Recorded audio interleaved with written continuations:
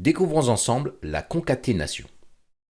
Alors la première chose que vous devez vous demander, qu'est-ce que ce nom bizarre concaténation? En fait, c'est très simple, c'est tout simplement le fait d'assembler des chaînes avec des variables. Alors vous allez voir que c'est quelque chose qui est très intéressant. Alors j'ai repris ici le script et j'ai déclaré deux variables, une variable pseudo qui contient KingBob qui est une chaîne de caractères et une autre qui s'appelle score qui est un nombre entier qui contient 1255. On va utiliser ici la méthode start de nouveau. Alors, je vais vous montrer comment concaténer les choses. Alors, très simplement, ici, si je veux sortir quelque chose dans la console, vous savez qu'on utilise debug.log. Et entre parenthèses, on va pouvoir y mettre une chaîne de caractères. On avait d'ailleurs écrit Hello World de cette manière précédemment.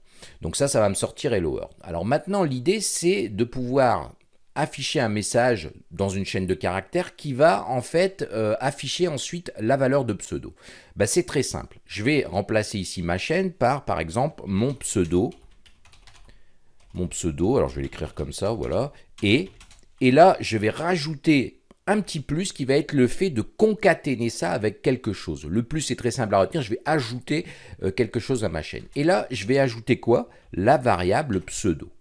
Si je fais ça, on va pouvoir retourner dans Unity et voir que ça affiche bien pseudo. Donc on y va tout de suite. Je lance la scène.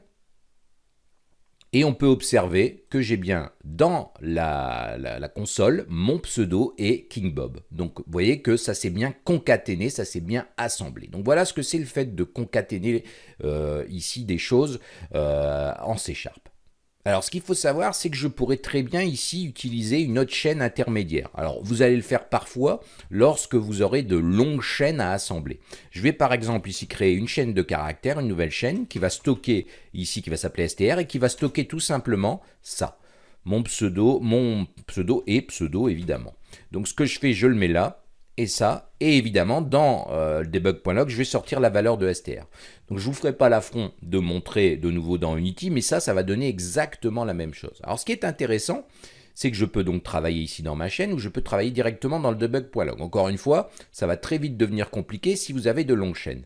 Donc, si je travaille comme ça, c'est un peu plus simple. Et l'autre chose aussi qui me permettra ici de vous montrer qu'on peut aussi concaténer encore des choses. C'est-à-dire que maintenant, je pourrais faire un petit plus, reconcaténer avec une chaîne et je pourrais mettre une virgule en disant mon score est de ou est tout simplement, et je fais une concaténation avec la variable score. J'enregistre, maintenant on retourne dans Unity, on va pouvoir observer que je vais bien avoir le résultat escompté. Je lance la scène, et on peut observer que j'ai bien dans la console mon pseudo est KingBob, virgule, mon score est 1255. Donc voilà ce que c'est concaténer. Vous pouvez voir que c'est très simple, mais ça va vraiment vous être très utile lorsque vous allez développer. Alors, je vous ai dit précédemment que lorsque vous aurez de longues chaînes, vous allez préférer utiliser justement une variable comme ça, parce que c'est vrai que si on met tout ça dans le debug.log, ça pourrait fonctionner, mais ça va vite devenir être compliqué à lire. Donc, ce qu'on va faire, ici, je vais vous montrer une autre chose. Alors ça, il faut savoir que c'est la façon la plus courante de concaténer les choses, mais il existe d'autres possibilités avec la classe string qu'on voit là. Donc, ce qu'on peut faire aussi, c'est lorsqu'on a vraiment des longues chaînes, on peut tout simplement utiliser une autre façon de concaténer les choses. Par exemple, ici, je peux utiliser la classe string et la méthode format. En fait, cette méthode et chaque méthode, vous pouvez voir, va être utilisée entre des parenthèses. Vous allez comprendre ça un peu plus tard, mais pour le moment, dites-vous qu'il faut mettre des parenthèses. Et là, en fait, je vais pouvoir tout simplement y mettre ma chaîne de caractères. Donc, je vais dire ici la même chose. Mon pseudo est, et ici, au lieu de mettre un petit plus, je vais englober dans une balise qui va être numéroté, ici avec des accolades 0. Ensuite, je vais mettre ma virgule et je vais dire mon score est, et là, je vais faire la même chose, je vais englober ça, mais dans la balise 1.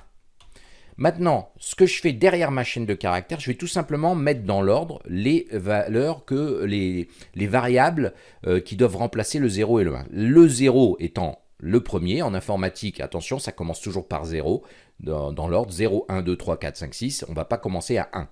Voilà, donc 0, ça va remplacer, je veux que ça mette la valeur de pseudo. Et pour le 1, je veux que c'est la valeur de score. Regardez, si maintenant j'enregistre ça et que je retourne dans Unity, je relance la scène, Et là, on peut observer, bon, malgré que j'ai fait une erreur à pseudo, j'ai écrit Pesudo, peu importe, c'est pas très gênant, que j'ai bien ici mon pseudo et King Bob, virgule, mon score est 1255. J'ai exactement le même résultat. Alors ça, c'est vraiment aussi intéressant, comme vous pouvez le voir, lorsque vous aurez beaucoup de concaténations à faire. Alors, il faut savoir que la plus courante est quand même la concaténation avec le petit plus. Donc maintenant, vous savez ce que c'est la concaténation et vous savez l'utiliser de deux façons différentes.